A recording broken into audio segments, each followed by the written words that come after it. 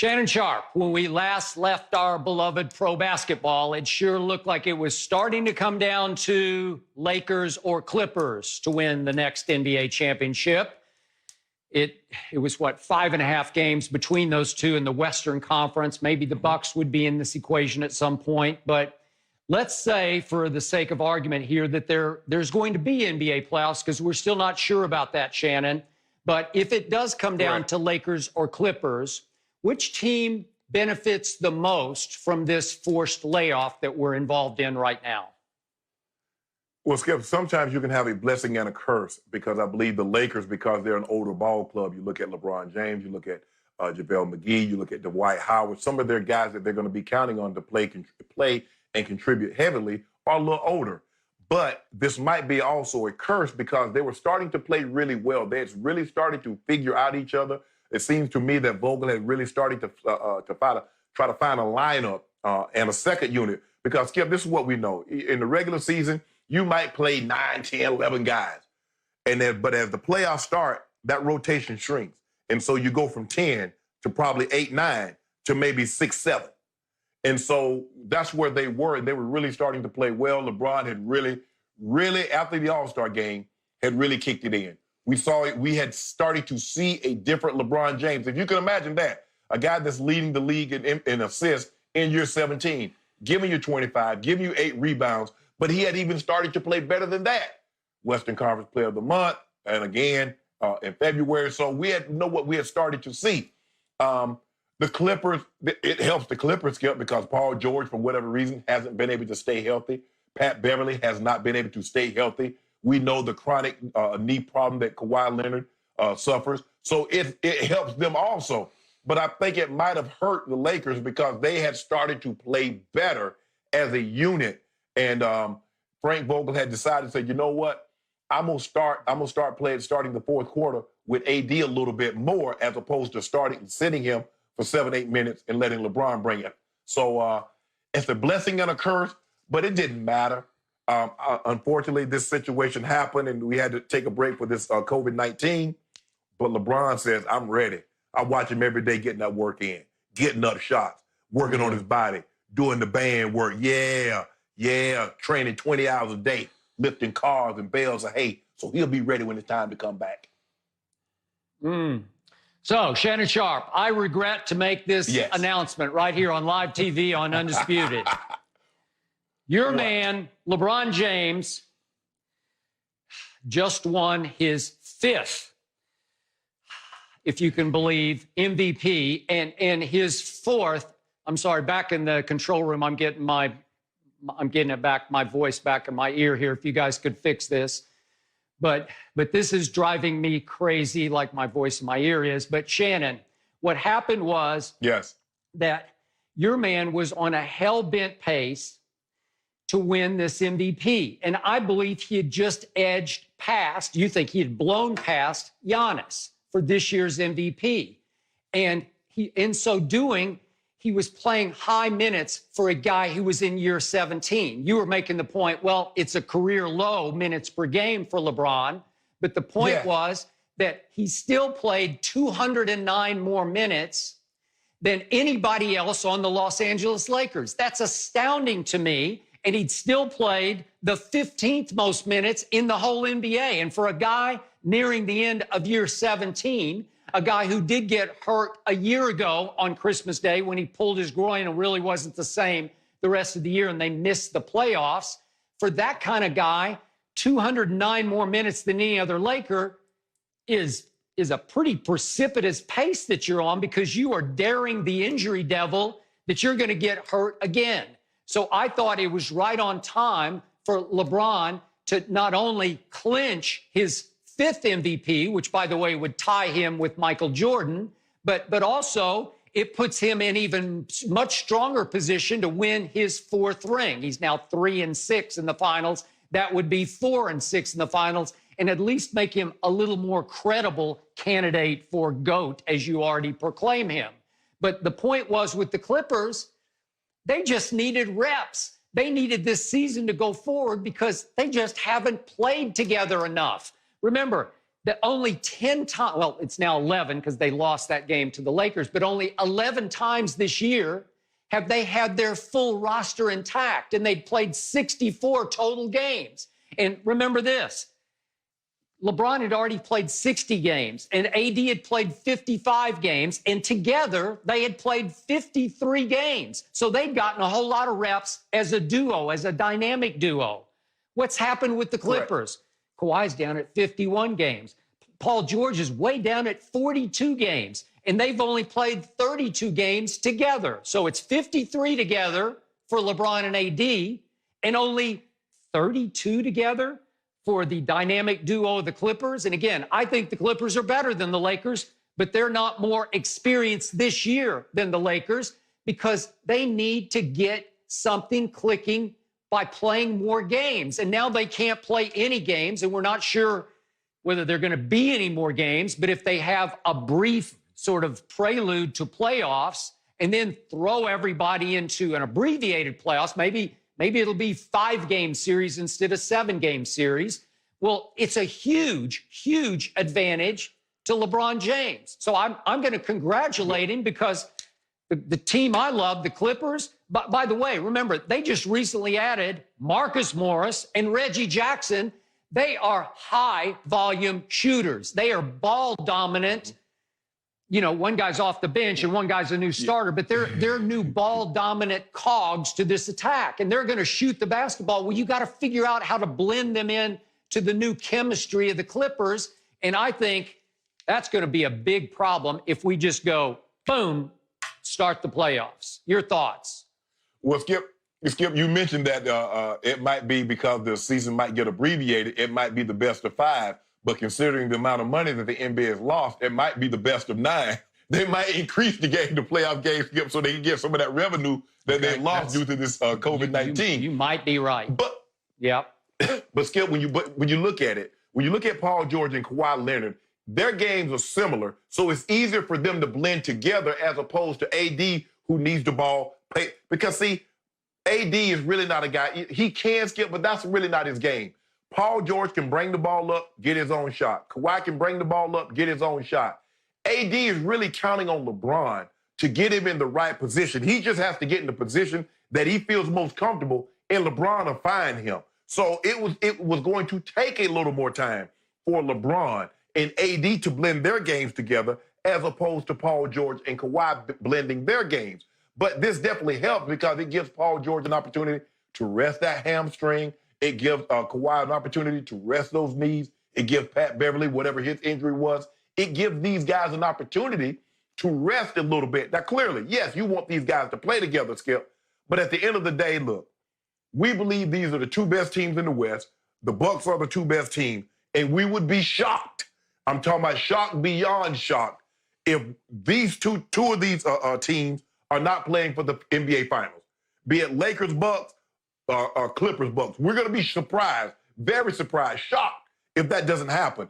But I saw that ESPN had a poll yesterday, Skip, where they had 70 media members, and it was 60-10 for Giannis for MVP. It was 70-0 first place votes for Rookie of the Year, Ja over Zion. So LeBron still has some ground to make up in the media members' eyes, Skip, because Giannis got out to such a big start, such a huge lead, and he's still about 30-13, 30-14.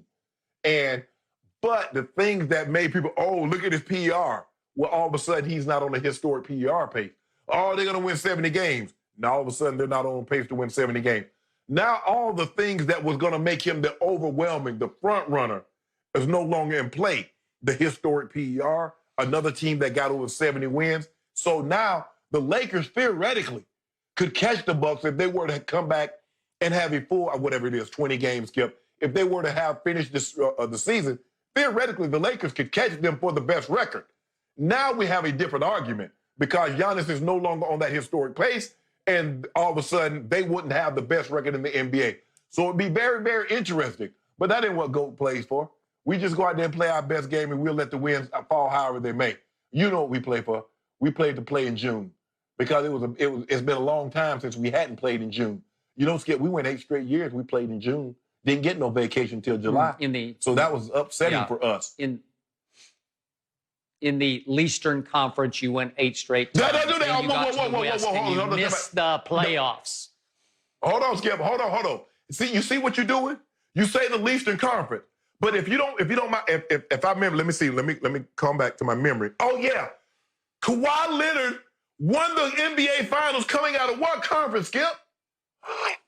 The Eastern Conference. I know good and well Giannis Antetokounmpo, a.k.a. the Greek Freak, is not playing in the Eastern Conference. He better be doing all this in the West. He better be doing this in the West or else I got a problem. Is he doing it in the East or the West, Skip Bayless? Did Kawhi win the Wait. Kawhi won the NBA championship, which requires the Eastern Conference champion to beat the Western Conference champion. And I know he did it by hook or crook. I realize Golden State got hurt. I realize all of the above. I told you that last year. Okay, we'll say that. But the point is, we'll say that. I'm going to call baloney on you and all the ESPN voters because, number one, LeBron is playing now strictly for accolades, career achievement. No, he's because not. When you're yes, he is. When you're 3-6 in the NBA Finals, you are not going to catch the obvious GOAT. And I'm not talking about the phony GOAT, LeBron. The obvious GOAT is Michael Jeffrey Jordan. Everybody on this planet but you and a billion blind witnesses knows that for a fact. So the point is, LeBron knows full well, because he has the highest basketball IQ, the only way he's even going to make an argument against Jordan is with career achievements on the scoring list, on the games played, on the assist list, blah, blah, blah, blah, blah, not on the who won the most finals. Because do I need to state it one last time? Jordan was 6-0 in the finals with 6 finals MVPs. No. But you said we can't base it on the finals because there are guys from the Celtics that have 8 and have 9. Russell has 11. So you said we can't base it on finals. You said we got to base it on scoring. We got to base it on longevity. We got to base it on all NBA, all-stars, rings. Yeah, well, you got to. No. Because if you just base it on rings, what we going to do with those 50s and 60s Celtics? That was prehistoric times. That was even before I was born. That was so long ago. You covered Russell. You covered Russell.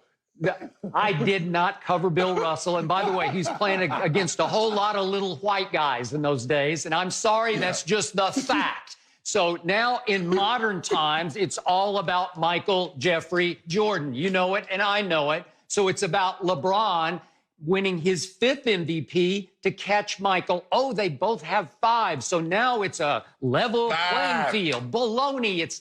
Well, that's what's about to happen. And you know what Kevin Durant called all the people who cover LeBron. He called them fanboys, and they all got swept up, led by the leader of the band, Shannon Sharpe. They got swept up in this, it's a storybook story. It's the new narrative of LeBron came back. He's not only the MVP, he's the comeback player of the year from his groin pull the year before to he was really great. And I give it up to you. I've been shocked at how good he's been this year, how great he's been this year, to the point that I believe because they beat the Clippers in the 3rd matchup, they lost the first 2, like should have swept them. Should have swept them bums. Oh, stop it! They should have swept them. Okay, now you know we should have swept them. Back up the fact. Skip, especially hold on, Skip. Especially now look. Okay, I give you opening day. Opening day. I give you opening day. But you know, Christmas we had them. We had them. Okay, thank you for bringing that up. I'll just do Christmas Day. Your team is up in a home game for you at Staples Center. You're up 7 with 6.5 minutes to go, and LeBron disappeared. Yeah. And as usual, AD always disappears in the 4th quarter. And down the stretch, Kawhi Leonard scored 9 points in the last 6:30, and they pulled away, and they won the game by 7. That's a nightmare for your Lakers. And need I bring up what happened on opening night when Kawhi dropped that famous or infamous now to you New Balance commercial, I'm the new king of L.A. And what happened in the 4th quarter? LeBron scored 2 points. It was a tie game going to the 4th. LeBron 2 in the 4th quarter, AD 0 in the 4th quarter. He got okay, but what happened the last time? What happened the last time when Phil Handy texted LeBron the night before the game? say, hey, GOAT, because you know that's what everybody refers to him as. They say, GOAT, what you want to do? He said, I want the guy with the cornrows. I want the guy that came out trying to talk about this as a Kawhi town. LeBron said, I want him, and I'm going to put this work in on him. And he went to work on him, because in the fourth quarter, gave him all he wanted and more. I gave you the stats. I don't even want to dredge them up again, but in their head-to-head matchups in Game 3, the first game the Lakers won, Kawhi got the best of LeBron again and again and again.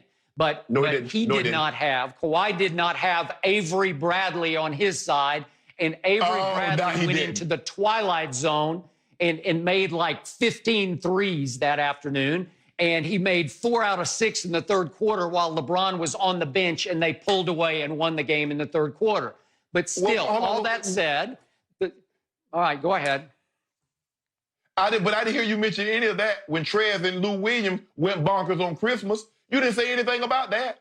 But all you talked about was Kawhi. And see, what happened was when LeBron was blowing by Kawhi and getting fouled at the bucket by Marcus Morris and Paul George, you talking about, well, that wasn't on Kawhi. Well, it should have been. But if he was in position, he would have been okay to stop it, but he wasn't. Kawhi had 2 blow-bys on LeBron where LeBron just looked lost.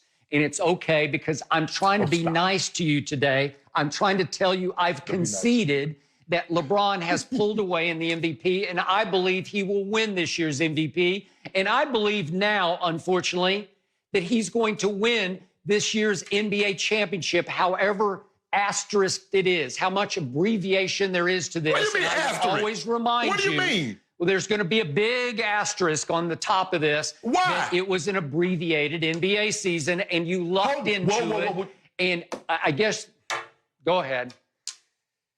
Let me ask you a question. Are you putting an asterisk by Tim Duncan? Because Tim Duncan's first title was an abbreviated season. I just want to know, are we putting an asterisk by the San Antonio Spurs? I've never tried to make the case that Tim Duncan was better than Jordan. Okay. Never, ever. Though he was great. He's an all-time great. He's a top 10 player, but I never said he was better than Jordan. Yeah. So you got me on that one. So they both deserve an asterisk. No, they don't. No, they stop doing that. Yes, they do. Yes, they do. Okay. Thank you for watching. You can subscribe here to get the latest from the show, and be sure to check out more of the best clips from Undisputed, or go watch a few other segments from our other shows on FS1.